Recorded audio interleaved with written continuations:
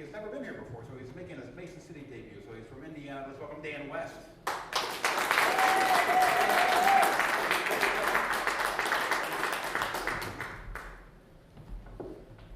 So I joined the Army when I was 19 years old. And I tell you that so you understand moving forward, if you don't laugh at my jokes, you hate freedom. A couple of Patriots, a couple of ISIS, it's all good. It's all good. I learned a lot of valuable lessons in the Army. Best lesson I learned was day 2 of basic training. I learned that sometimes you gotta keep your mouth shut. Would have been more useful day 1. Now see, during training you got somebody with you at all times for safety and security reasons, and I was on board with that until I found out they call that person your battle buddy. And I learned that when Drill Sergeant Brickhouse, Drill Sergeant was a G.I. Joe, I learned that when Drill Sergeant Brickhouse says, "Hey, where the hell is your battle buddy?" Giggling is the wrong response. I miss when the Army had those cool slogans for recruiting. Like, there was "Be all you can be." That was awesome.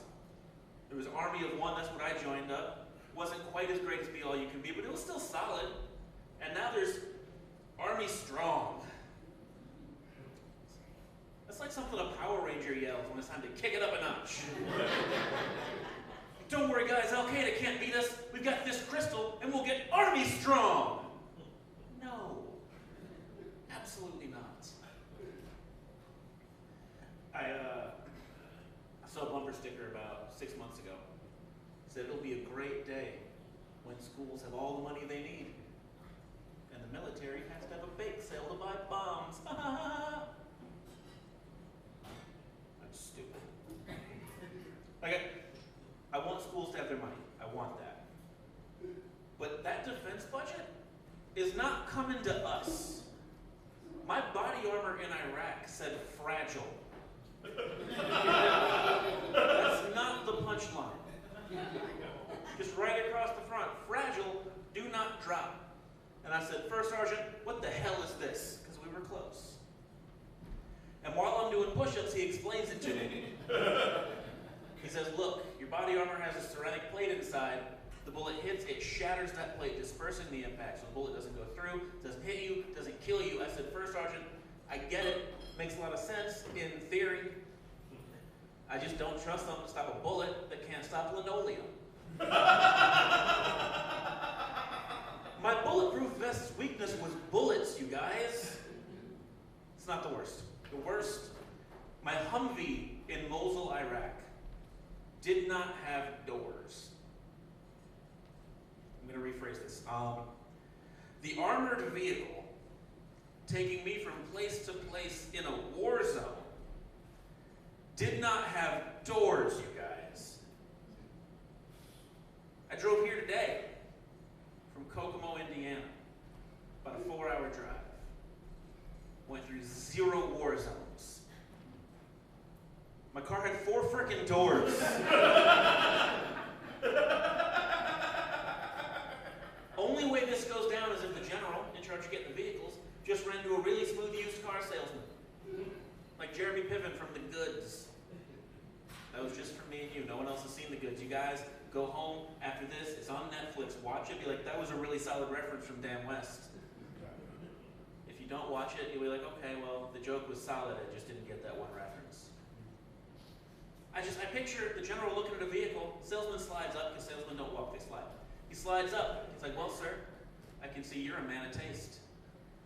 This right here is the new up-armored Humvee model 1330, or as I like to call her, the Freedom Mobile. She has all the latest anti-terror equipment. Solid steel floor in case you drive over embedded explosives. Bulletproof windshield in case you take oncoming small arms fire.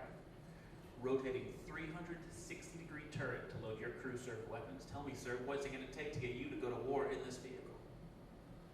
But generals aren't stupid. He'd look right back and say, "That's fine. It's a fine piece of equipment. But I could use some doors." Salesman wouldn't miss a beat, though. He'd look right back and say, "That's fine. It's fine. This one's not for everybody. This is the Captain America Super Badass Patriot Edition." the ones with doors are over there on the I'm a Giant Pussy lot.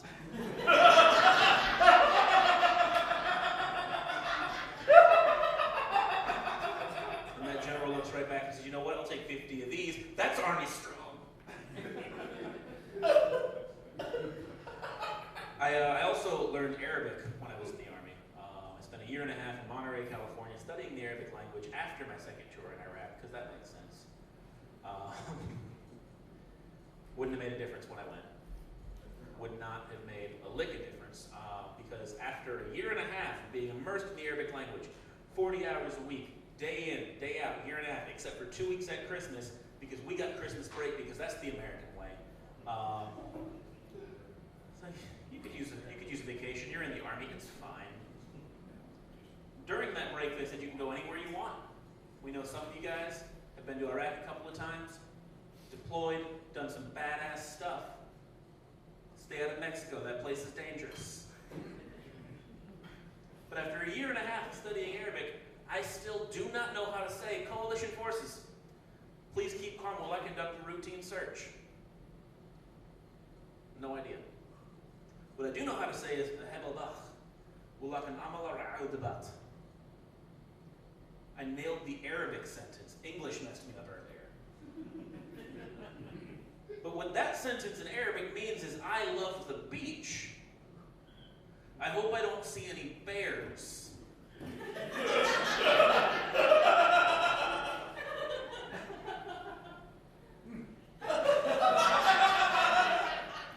know that already if you spoke Arabic.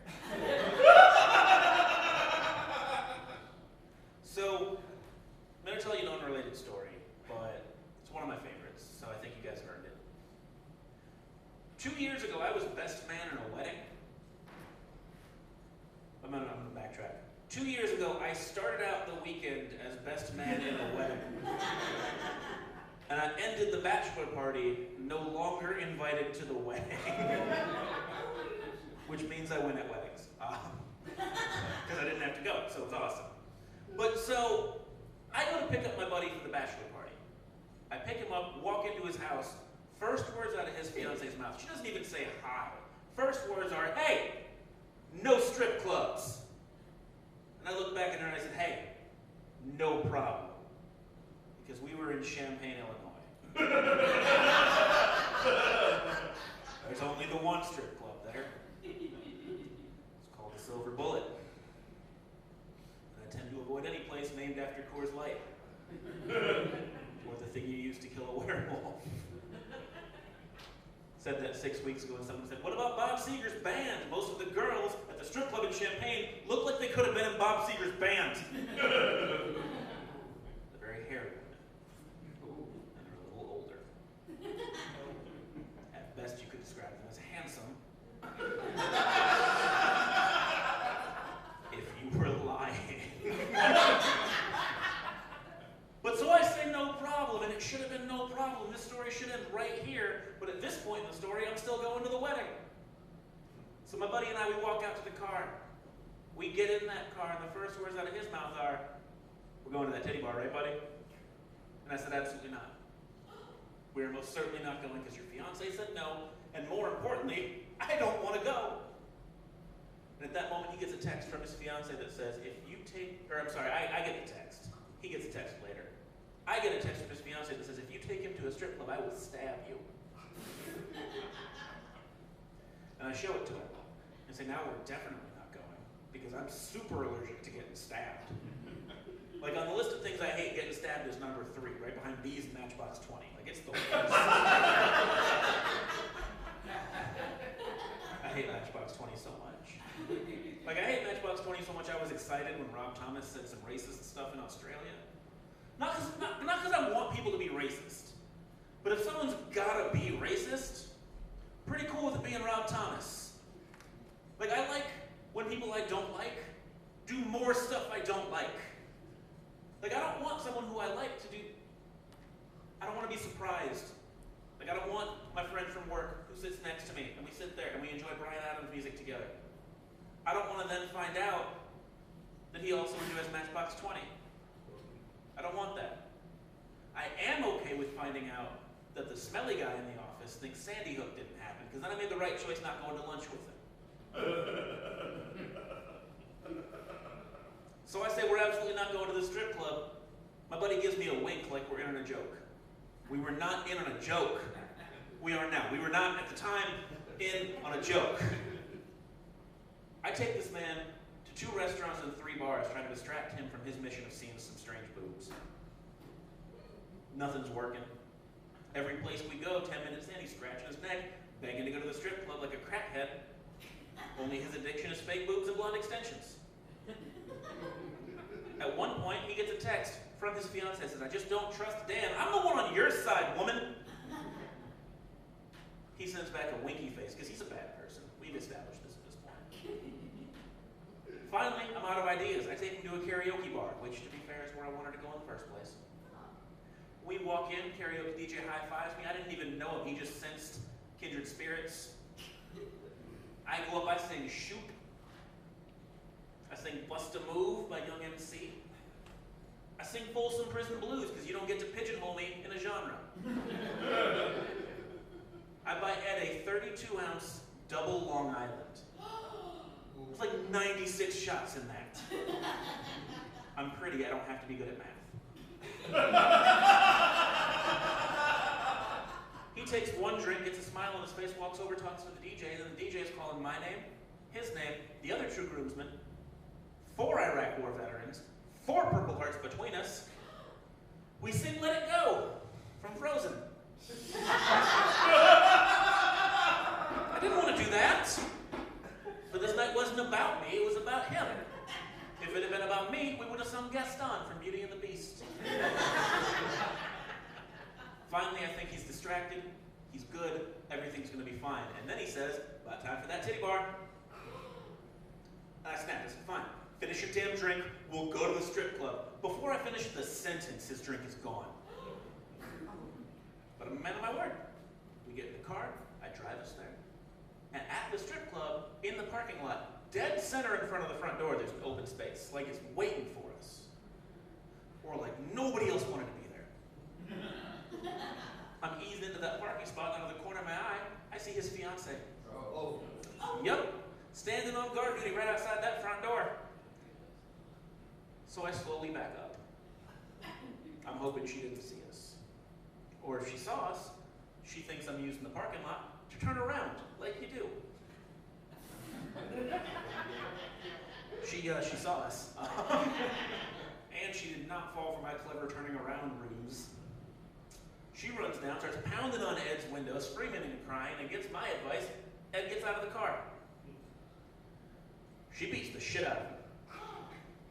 She beats him so bad that 2 days before their wedding, outside a strip club in Champaign, Illinois, my friend's fiance gets arrested for a domestic. Because my friend is marrying a hillbilly. Now, when Ed sees his fiance get arrested, he loses his mind. And I knew he was drunk. But I didn't realize how drunk he was till he starts overusing the word allegedly. That was just for you, apparently. Allegedly means, you think that happened? He starts overusing the word allegedly and does something that at least 3 people in here are going to wince knowingly about. He put his hand on a cop. Ooh, way more than 3, holy crap, you guys. Y'all are some delinquents. So Ed gets arrested too, because his fiance's not the only hillbilly in the relationship. Now the next day I'm waiting outside processing with coffee and donuts like a good best man. We don't talk about how I know where processing is. This is not my story. They walk out hand in hand, all smiles, which in the military we call a red flag. But I'm not very smart. So I see them and think, awesome, they worked it out. Everything's going to be okay, you guys. He sees me, his eyes light up, and he says, "I can't believe you took me to a strip club. I didn't even really want to go."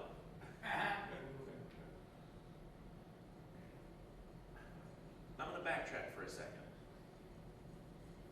and let you in on a little detail. On the drive to the strip club, Ed was the happiest I'd seen him all night. He made up a song. It wasn't a good song. It was just booze over and over again to the tune of Sweet Child of Mine. Now, when Ed says to me, I didn't even really want to go, I'm angry. And then he says, it's clear you have no concern for my wishes or the wishes of my fiancée. In fact, I think it's best if you don't even come to the wedding. So I did two things. Because I was sad, but more importantly, I was mad. First, I pulled out my groomsman gift, which is, traditionally, is a flask. This was no different. Engraved on that flask was groomsman once, best friend always. And in very small letters, unless my fiancé doesn't like you anymore. And I handed that back to him. Because clearly I wasn't going to be a groomsman. And best friend was in serious jeopardy. And then I pulled out my phone. And I played my recording of him singing the titty song. And then I watched his fiancée get arrested for another domestic.